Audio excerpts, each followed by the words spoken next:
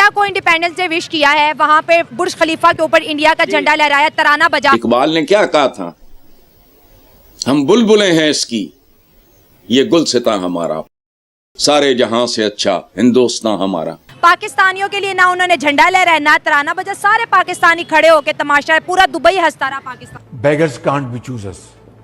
Please understand that. बीबी मैं तो हैरान हो गया हूँ। इंडिया तो अब्बू है ना सबका, to be like honest, India तो अब्बू है सबका। मैं जा रहा हूँ। हम जिंदा कौम है, अब जिंदा कौम नहीं हो, मर गए हो, मुर्दा हो आप लोग। आप लोगों को ये नारा लगाने का कोई हक नहीं है। बात मुआशी फ्रंट से आने वाली खबरों पर करेंगे, जिनके मुताबिक जुलाई 2025 के दौरान पाकिस्तान का तजारती खसारा 44% तक बढ़ गया है, जिसकी वजह दरामदात में इजाफा बताया जा रहा है। हम उनके खिलाफ बातें कर रहे हैं, बातें तो हम तब कर रहे हैं जब हम उनसे ज्यादा बड़े हों। बंदा किसी से बड़ा तो फिर बातें। इधर से लोन मिल गया, अब अगला शिकार कौन है? अच्छा, फिर उधर से लोन मिल गया, उसके बाद कौन है?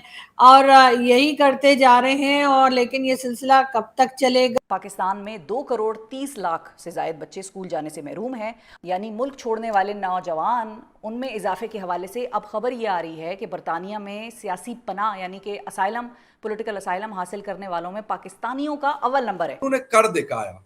वो कुछ लोग कहते हैं ना उनके हिंदुस्तान के, बल्कि कुछ नहीं, बहुत सारे लोग कहते हैं मोदी है तो मुमकिन है। हेलो फ्रेंड्स, जय हिंद। हिंदुस्तान स्पेशल में आपका स्वागत है। दोस्तों, भारत आज अपना 79th इंडिपेंडेंस डे मना रहा है। ना सिर्फ भारत बल्कि दुनिया के कई देश इस राष्ट्रीय पर्व में शामिल हुए। इस मौके पर दुबई स्थित दुनिया की सबसे ऊंची इमारत बुर्ज खलीफा भी भारत के सम्मान में भारतीय ध्वज के रंगों से जगमगा उठी।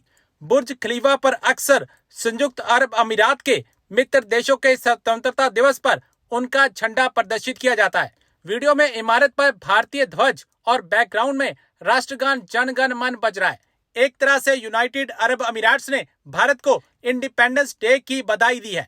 भारत और यूएई की दोस्ती जिंदाबाद है। दुबई के शासक शेख मोहम्मद बिन राशिद अल मखतूम ने भारत के स्वतंत्रता दिवस पर भी शुभकामनाएं दी हैं।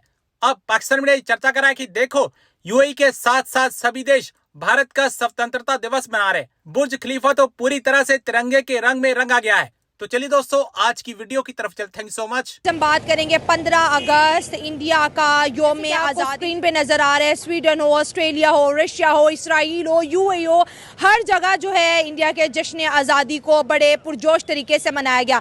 मैं बात करना चाहूंगी कि ये आज़ादी क्या वाकई हकीकी मुल्क जहाँ कोई मार्शल लॉ नहीं लगा, एक ऐसा मुल्क जहाँ पर सारा का सारा कंट्रोल सिविलियंस के हाथों में, एक ऐसा मुल्क जो किसी की कानूनी नहीं बना, एक ऐसा मुल्क जिसने कभी किसी को हवाई अड्डे नहीं दिए, एक ऐसा मुल्क जिसने कभी चाइना और अमेरिका की गुलामी मंजूर नहीं की। ये मुल्क कोई और नहीं, हमारा पड़ोसी मुल्क भारत है। और हम अपनी टीम की जानिब से, अपने चैनल की जानिब से 15 अगस्त की अपने तमाम व्यूअर जो हमें भारत से देखते हैं, ढेर सारी शुभकामनाएं।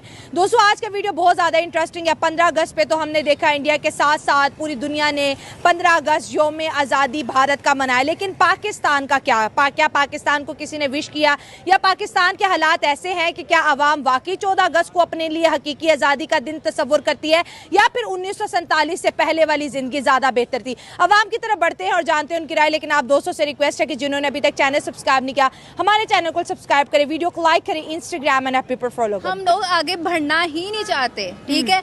हम लोग अपनी जो जनरेशन है, हम उसको बताते ही नहीं कि हमें करना क्या है, ठीक है? हमारे हुक्मरान नहीं बताते, हम नहीं बताते, हम अपने बच्चों को सिखाते नहीं है। हमने उनको ये नहीं बताया कि आज़ादी का मेन मकसद क्या है, सही बात ठीक है? हमने ये बच्चों को नहीं समझाया। हमने सिर्फ बच्चों को बताया कि आपने नए कपड़े पहनने हैं, नहाना धोना है और बाजा लेना है, और आप लोगों ने लोगों को तंग करना है, बिलिंग्स करनी है बाइक पे, और आते जाते लड़कियों को छेड़ना है, रिक्शों पे जाना है। और लड़कियां भी वही घर से निकलती हैं जो कहती हैं मैं छेड़ो। पूरी दुनिया में बिजनेस कर रहे हैं इंडिया वाले, इस वजह से वो सारी दुनिया के साथ उनके ताल्लुकात अच्छे हैं। इस वजह से वो हर बंदा उनको प्रायोरिटी दे रहा है, प्रायोरिटी देगा तो वो उनके साथ बिजनेस करेगा। इस वजह से पूरी दुनिया में उनका जश्न दिन मनाया जा रहा है। हम एक पोर कंट्री है, इस वजह से हमें प्रायोरिटी नहीं दी जा रही कि इस वजह से हम हर बंदे के साथ बिजनेस नहीं कर सकते, क्योंकि हमने हर बंदे से कर्जा लिया हुआ है। उन्होंने लोगों को कर्जा दिया, उनके सीईओ हैं गूगल सीईओ हैं उनके गूगल के, और बाकी भी सॉफ्टवेयर के देखेंगे आप तो उनके सीईओ हैं, अडोब का भी उनका सीईओ है। तो वो अगर इतने बड़ा मुल्क है तो अगर को प्रायोरिटी देंगे तो फिर ही उनके साथ चलेंगे ना वो। तो इसलिए वो बिजनेस करते हैं सारे मुल्क उनके साथ, इसलिए वो उनकी आज़ादी का दिन मना रहे हैं। उनको आज़ादी का दिन मनाएंगे, उनको खुशी होगी, तो इस वजह से वो उनको प्रायोरिटी दे रहे हैं। भाई बिजनेस है ना सबसे बड़ा रुपया, मतलब इंडिया की इकोनॉमी में रुपया है तो मतलब हर कंट्री उसको प्रायोरिटी पे रख रहा है। के और कई दूसरी फील्ड के जो कि वो ऑफर कर सकते हैं कि जी देखें इस पे ये लोग काम करेंगे। लेकिन अनफॉर्चुनेटली पाकिस्तान के पास पैसा तो खैर है ही नहीं, लेकिन हमने कोई खास एक्सपर्ट्स भी सामने लेकर नहीं आए जिनकी दुनिया को जरूरत हो।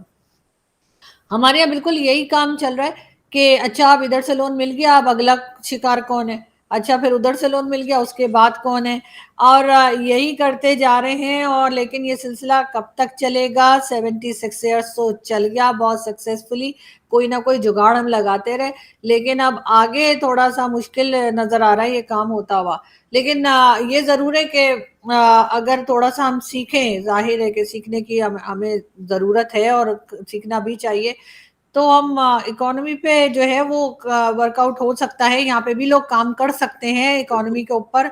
और जैसे कि हमारे यहाँ भी गुजराती कम्युनिटी मौजूद है, अगर उनमें से कुछ एक्सपर्ट्स को जो इकोनॉमी के एक्सपर्ट्स हों उनको गवर्नमेंट में शामिल किया जाए, उनको किसी तरीके से इन्वॉल्व किया जाए पाकिस्तान की इकोनॉमी में, तो शायद वो कोई हमें बेहतर एडवाइस कर सकें जिससे हम जो है वो अपने आप को भी इस प्रॉब्लम से निकाल सकें। अच्छा आरजू, क्या हमारी प्रायोरिटीज में ये चीज शामिल है? मैं ये कभी नहीं कहता कि हिंदुस्तान में काबिल लोग हैं, पाकिस्तान में काबिल लोग नहीं हैं।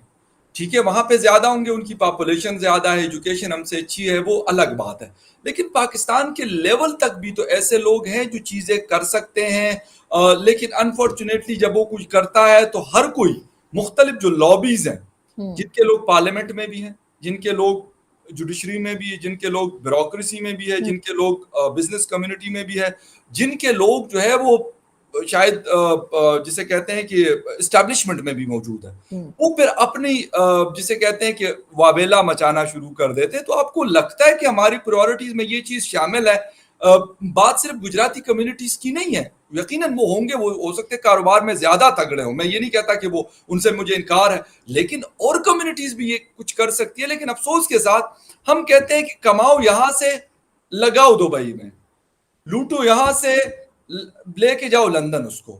ये आपको लगता है कि ऐसी कोई प्रायोरिटीज हमारी हैं, हमारी पॉलिटिकल लीडरशिप की, ब्यूरोक्रेसी की, या एस्टेब्लिशमेंट, या किसी और?